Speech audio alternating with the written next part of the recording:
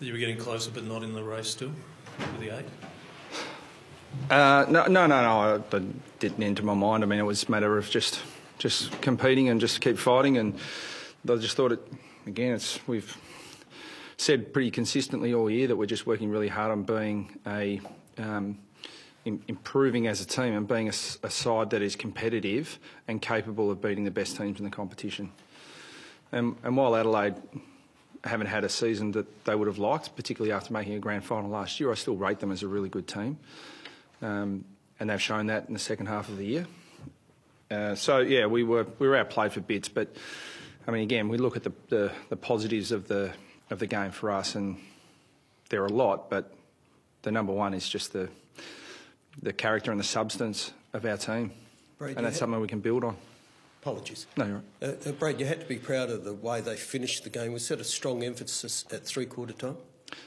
No, we had an emphasis on taking them on and winning. So it wasn't just, let's just fight it out. You know, we set up to try and score enough to win, and we needed to do that. And we gave ourselves opportunities. I mean, a few little technical things late because we had all the momentum and all the running, and a couple of things go away. It looks a bit different, but we dominated that last quarter for most of it, just in the same way that the Adelaide Crows dominated the second quarter. So we fell just short, but I can't speak highly enough of the effort. How was it, obviously, with the Melbourne West Coast game going on today, and at half-time you would have obviously known the score? Did you, were you made aware of the score, and did you pass it on to your players? No. We're coaches. We just talk about what we can control, and that's what we're focused on.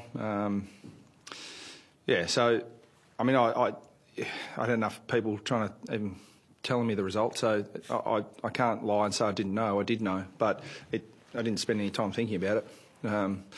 We just got on with what we had to do, and there's always opportunities. And we look at this season, and I look at the game today. Trent Dumont just played his best game for North Melbourne.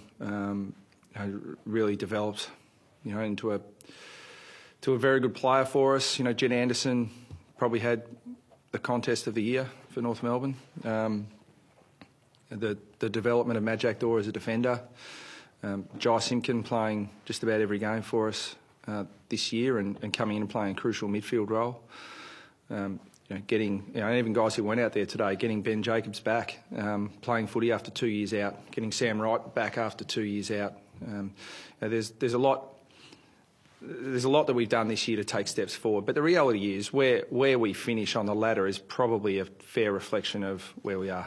I mean, we're building, and I think we're doing a lot of things right, but we're not quite, where we want to be yet. And even if results had gone our way and we've managed to get over the line today, I'd still be well aware of the things that we need to improve. Young Will Walker was really impressive early in the game before his unfortunate injury. Any word on how serious that knee injury is? Yeah, I don't know yet, but he hurt his ankle before that as well. So he, and he started like a house on fire, 3 shots at goal, and looked really comfortable out there. So fingers crossed the knee's not too serious. The ankle will be okay, but.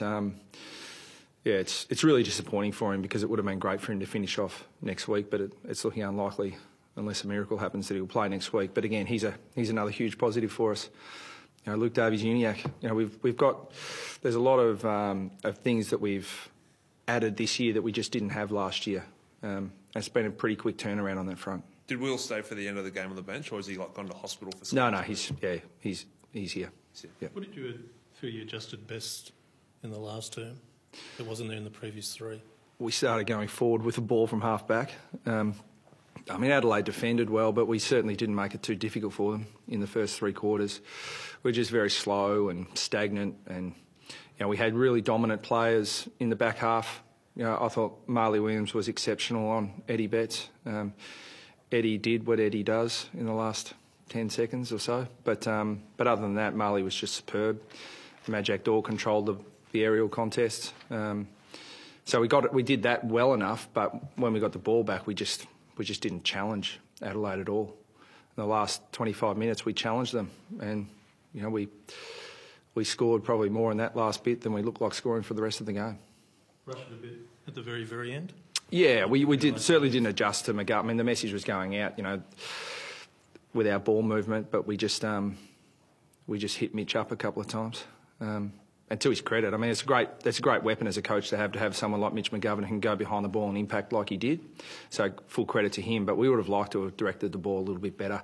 But I mean, we had momentum. We were scoring from aggressively going forward. So yeah, we'll work on that. And I think it's a technical thing, but I can't blame the players who thought that aggressively going forward and taking the contest was a good option for us. But we just didn't adjust to McGovern going behind well enough. Obviously, the season hasn't ended, but have you identified an area in which North Melbourne needs to improve, or is it a case of the younger players just having more time to develop? Yeah, there are a lot of areas where we can improve, and we have improved a lot of those through the course of the year. But I think probably the last 2 weeks, I reckon we still need to build our midfield, and part of putting Jack Ziebell forward was to improve our competitiveness in our forward half, but also to free up a spot for young Jai Simpkin, Jed Anderson, Paul Ahern to play in those roles. And so we need to be able to compete with the better midfielders for longer. Matt Crouch was influential today. Roy Sloane was influential. And while our guys were pretty good, I still think we need to keep improving that part of the ground.